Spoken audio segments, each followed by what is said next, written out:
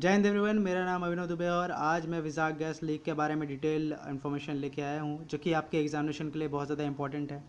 ये टॉपिक पूरी तरीके से एग्जामिनेशन ओरिएंटेड है और ये आपको पूरी मदद करेगा आपके एग्जामिनेशन जैसे बीपीएससी, यूपीपीएससी और अदर एग्जामिनेशन में। आप इस वीडियो को एंड तक देखिए और आपको यदि लगता है कि ये वीडियो आपके लिए बहुत ज़्यादा इंपॉर्टेंट है तो प्लीज़ आप इस चैनल को सब्सक्राइब कीजिए, बिकॉज इन फ्यूचर जो भी वीडियोज़ आएंगी वो कहीं ना कहीं आपके लिए इंपॉर्टेंस रखेंगे एग्जामिनेशन के लिए। तो वो आपको पता है विजाक गैस लीक हुआ है अभी फ़िलहाल, जो कि भोपाल गैस ट्रेजेडी के बाद इसका नाम दिया जा रहा है कि जो ये बहुत ज़्यादा मेजर एक लीक है जिसके वजह से अराउंड 11 डेथ्स अभी जब मैं वीडियो रिकॉर्ड कर रहा हूँ तब तक हो चुकी है। इसके बारे में डिटेल में पहले हम स्टेप बाय स्टेप जानते हैं।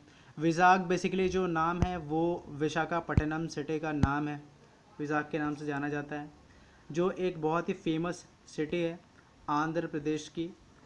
और ये जो इनकॉर्पोरेट हुआ था एज अ टाउन वो 1865 में हुआ था, फिर बाद में ये इनकॉर्पोरेट एज अ सिटी 1979 में हुआ। ये जो गवर्नमेंट टाइप है यहाँ पे वो मेयर काउंसिल टाइप है।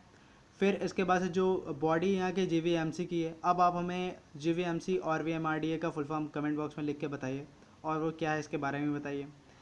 फिर इसके बाद अगर देखें तो ये यहाँ पे जो गवर्नमेंट है वो वाईएसआर कांग्रेस पार्टी की है और यहाँ से जो एमपी है वो एमवीवी सत्यनारायण है। इसके बाद जो हिस्ट्री है विजाक के बारे में ये जानना बहुत ज़्यादा इंपॉर्टेंट है क्योंकि एग्जामिनेशन से यहाँ क्वेश्चन आ सकते हैं। 1961 में हिंदुस्तान पॉलीमर्स ने वहाँ पे पॉलिस्टीन की मैन्युफैक्चरिंग के लिए बेस रखी विशाखापट्टनम में। और फिर उसके बाद से जब एलजी ने एंटर किया वहाँ पे इंडिया में, फिर उसके बाद से 1997 में उसने ओवरटेक किया पूरा। फिर उसने नाम वहाँ का बदल के LG polymer India private limited रख दिया। अब ये आप देख रहे हैं मैप के थ्रू, ये है आंध्र प्रदेश और आंध्र प्रदेश के इस एंड पे देख रहे हैं जो कि बे ऑफ बंगाल और ईस्टर्न घाट्स के बीच में लगभग पड़ता है विशाखापट्टनम। जिससे अराउंड अगर देखें तो इस लीकेज से अभी तक जिस टाइम मैं वीडियो रिकॉर्ड कर रहा हूँ 5000 के ऊपर लोग सिक हो चुके हैं इस गैस के लीक की वजह से।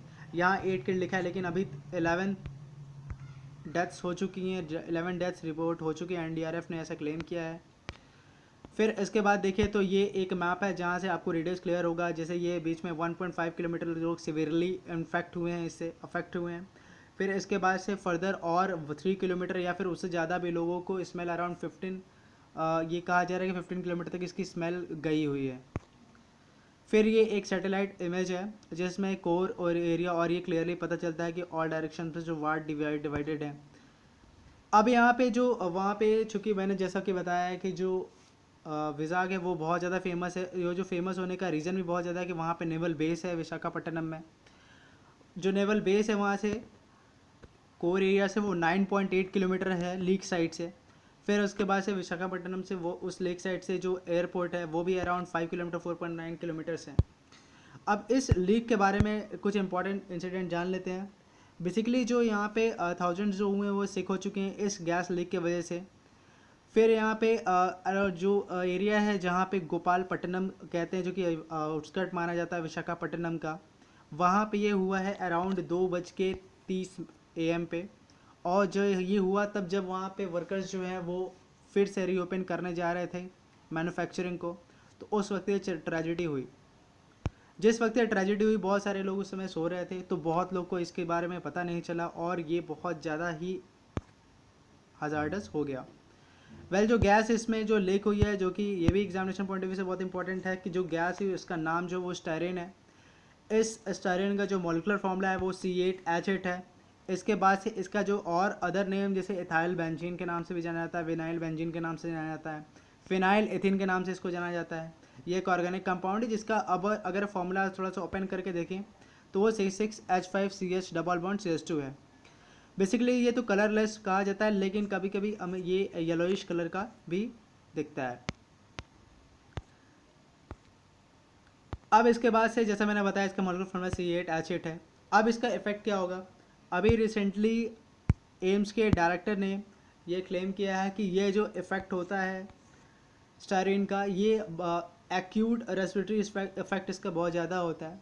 तुरंत इसमें लंग्स पे इफेक्ट होते हैं, अनकॉन्शियसनेस होती है और ये डेथ भी हो सकती है। और ये शॉर्ट टर्म इफेक्ट है, ये तुरंत एक्ट होता है। फिर उसके बाद से उन्होंने ये भी कहा कि लॉन्ग टर्म इफेक्ट भी इसका मे भी हो सकता है, लेकिन हिस्ट्री में ऐसा कोई केस हुआ नहीं है, जो कि बहुत रेयर है। अगर होता है तो बहुत रेयर केस, जो सीवियर केस हो सकता है वो हो सकता है कि कैंसर हो जाए, जो भी बहुत ही क्लोज कोर रीजन में इफेक्ट हुए होंगे उन लोगों को। अब इसका शॉर्ट टर्म इफेक्ट क्या होता है ये भी जान लेते हैं हम। अब शॉर्ट टर्म इफेक्ट में जैसे कि सीवियर एक्यूट इफेक्ट, जैसा कि मैंने बताया कि बहुत इरिटेशन होगा, सांस लेने में दिक्कत होगी, फिर इंसान की डेथ हो सकती है, जो कि बहुत ज़्यादा क्लोज कांटेक्ट में आया होगा। रेस्पिरेटरी इलनेस होगा, आपने देखा होगा कि वहाँ पे रोड पे चलते चलते लोग बेहोश हो जा रहे थे, आपने न्यूज़ में देखा होगा इसके बारे में। ब्रीदिंग प्रॉब्लम होती है, जिसकी वजह से लंग फेलियर्स हो सकता है, लंग्स में सांस लेने में दिक्कत होगी, तो जो कि लंग्स की वजह से होता है, पंप सही से होगा नहीं ऑक्सीजन, जिसकी वजह से सांस लेने में बहुत ज़्यादा दिक्कत होगी। और इसके अलावा इरिटेशन होती है आइज़ में, नोज़ में। लॉन्ग टर्म इफेक्ट जो कि बहुत ज़्यादा इंपॉर्टेंट है जानना, क्योंकि ये रेयर है, बट फिर भी गैस्ट्रो इंटेस्टाइनल इफेक्ट, मतलब गैस्ट्रो मतलब पेट से रिलेटेड इश्यूज हो सकते हैं, स्टमक से रिलेटेड इशू हो सकती है। Hearing loss, depression, cancer, but sometimes rare है, जैसा कि मैंने बताया। और ह्यूमन में इसके क्या इफेक्ट होते हैं, कोमा में चले जाते हैं, जैसे कि अभी बताया गया कि अराउंड 20 to 25 लोग जो है सीवियरली अफेक्टेड है, इससे सीवियर केस में है अभी वो। ड्राउजीनेस हो सकती है, हैंड बॉडी कोऑर्डिनेशन प्रॉब्लम हो सकती है, इरिटेशन इन आइज़ और नोज, जैसा कि मैंने बताया। फिर उसके बाद से और भी बॉडीली इफेक्ट देखने को मिल सकता है।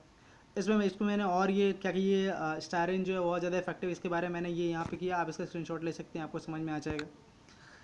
इसके बाद से थोड़ा बहुत भोपाल गैस ट्रेजेडी के बारे में जानना है, बहुत ज़्यादा इंपॉर्टेंट है, चूँकि ये रिलेटेड है तो इससे रिलेटेड क्वेश्चन आ सकते हैं इस वक्त। बीजीटी मतलब कि भोपाल गैस ट्रेजेडी, ये 2 to 3 दिसंबर 1984 को भोपाल में हुआ था, यूनियन कार्बाइड इंडिया लिमिटेड में, जो कि पेस्टिसाइड प्लांट है, भोपाल में है, मध्य प्रदेश में है। और ये वर्ल्ड का वर्स्ट डिजास्टर्स में काउंट हो सकता है। आप मुझे कमेंट बॉक्स में लिख के बताइए कि और कौन सा वर्ल्ड का गैस लीकेज डिजास्टर है जो कि हुआ है, आप मुझे इसके बारे में कमेंट बॉक्स में लिख के बता सकते हैं। इसमें थाउजेंड पीपल की जो हुई थी, डेथ हुई थी। कुछ नंबर्स ये माने जाते हैं अराउंड 3787 है, बट ये माना जाता है कि 16,000 भी वो हो सकती है। इससे बहुत ज़्यादा सीवियर इफेक्ट हुआ है लोगों को, अभी भी बहुत सारे प्रॉब्लम्स होते हैं उन एरिया के लोगों को। जो गैस यहाँ लीक हुआ था वो मेथिल आइसोसाइनेट था। आप कमेंट बॉक्स में मुझे लिख के बता सकते हैं कि मेथिल आइसोसाइनेट का फॉर्मूला क्या होता है। ये बहुत इंपॉर्टेंट गैस है और बहुत ही ज़्यादा हजार्डस गैस भी है। तो thank you, this was all about Vizag gas tragedy और भोपाल गैस ट्रेजेडी के बारे में थोड़ा सा मैंने बताया। आपको कोई और रिलेटेड वीडियो चाहिए तो आप कमेंट बॉक्स में लिख के बता सकते हैं, और आपको ये अगर पीडीएफ चाहिए तो भी आप मुझे कमेंट बॉक्स में लिख के बता सकते हैं, मैं भेज दूंगा आपको। एंड थैंक यू एवरीवन, जय।